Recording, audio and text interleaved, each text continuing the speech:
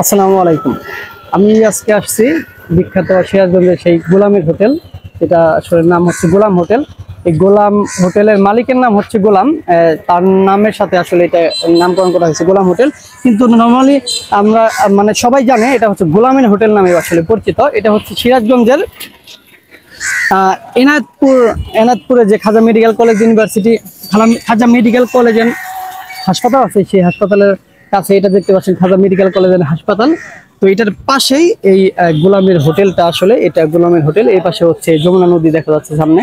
তো এই যমুনা নদীর টাটকা মাছগুলো আসলে এখানে এনে রান্না করে তার ক্রেতাদেরকে খাওয়ায়। এটাই হচ্ছে তার বিশেষত্ব আসলে। তো এখানে পাশাপাশি দুইটা হোটেল, তো এই পাশেরটা বাম পাশেরটা হচ্ছে রাজা, এই পাশেরটা গোলামের হোসেন বাম পাশেরটা। তো এখানে আসলে দেখতে পাচ্ছেন প্রচুর ভিড়। এখানে নামাজের পরে, মানে এখন হচ্ছে আমি যখন ভিডিও করতেছি তখন বেলা 12:30 বাজে, কিন্তু যখন জোহরের নামাজের পরে আসলে এখানে ভিড়টা লাগে।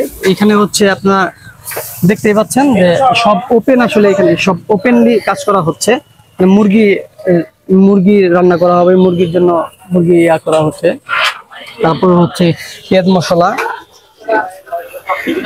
তারপর এইখানে দেখতে পাচ্ছেন হোটেলের নর্মালি কিচেনটা থাকে হোটেলের ব্যাক সাইডে, একটু পেছনে, যেন গোপনীয়তা থাকে। কিন্তু এখানে আসলে তাদের হোটেলটা একদম ফ্রন্ট সাইডে হোটেল লাগছে। আসলে গোপনীয়তার কিছু না, তারা ওপেনলি রান্না বাড়া করতেছে, ওপেন আসলে এখানে খাওয়াচ্ছে।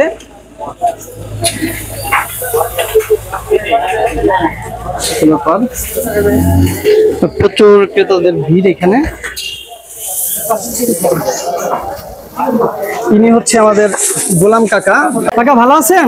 জি ভালো আছি ইনশাআল্লাহ। জি আলহামদুলিল্লাহ। কাকা টাঙ্গাইল থেকে আসছি আপনার এখানে খেতে। আলহামদুলিল্লাহ ভালো আছি। আচ্ছা, তো আপনাদের এখানে আসলে নতুন করে কিছু বলার নাই, সবাই আমরা জানি। এখানে আপনার হোটেল কাকা, আপনি নতুন করে একটু যদি বলেন যে এখানে আপনি কতদিন ধরে এই হোটেলটা আপনার এখানে করছি পরে 20 বছর হলো। 20 বছর হয়েছে না কাকা? দেখতেই পাচ্ছেন ব্যস্ত। আসলে হোটেলে নরমালি কিচেন রান্নাঘরটা থাকে হোটেলের পেছনে, কিন্তু এখানে দেখতে পাচ্ছেন একদম ফ্রন্টে রাখছে। আসলে গোপনীয়তার কিছু নাই, সব ওপেনলি এখানে রান্না করা হচ্ছে। চিংড়ি মাছ, নদীর বাইলা মাছ, এখানে যমুনা নদীর সকল প্রকার মাছ আসলে এখানে বিক্রি করা হয়। ব্যাপার দেখতে পাচ্ছেন। জি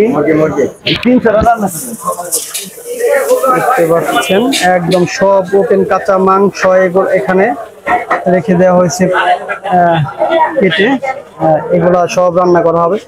কাকা এগুলা তো সব একদিনেই সব চলে যাবে না? জি জি জি, এখন রান্নাই করবেন। আচ্ছা আচ্ছা। দেখতে পাচ্ছেন বিশাল বিশাল চিংড়ি মাছ, এখানে লোভনীয় বাইলা মাছ।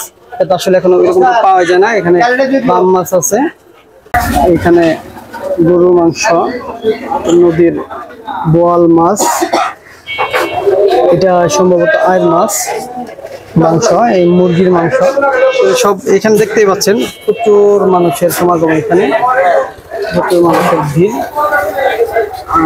এখানে রান্না করা, এখান থেকে আসলে খাবারটা পরিবেশন করা হয়। এখানে বিভিন্ন প্রকার আসলে রান্না, মুড়িগন্ড, বাইলা মাছ, তারপর হচ্ছে নদীর আসলে সকল প্রকার মাছই এখানে, নদীর সকল প্রকার মাছ পাওয়া যায় এখানে।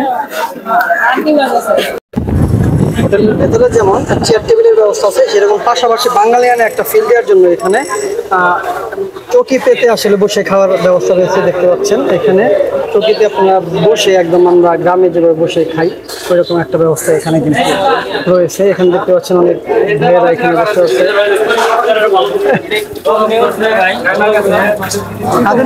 হাতে নেন, বলেন কি বলতে চান বলেন।